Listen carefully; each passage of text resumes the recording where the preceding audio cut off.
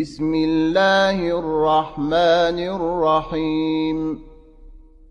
إذا زلزلت الأرض زلزالها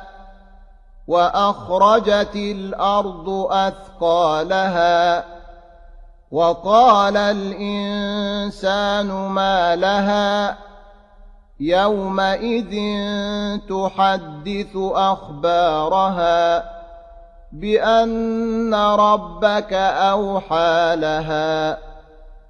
يومئذ يصدر الناس أشتاتا ليروا أعمالهم فمن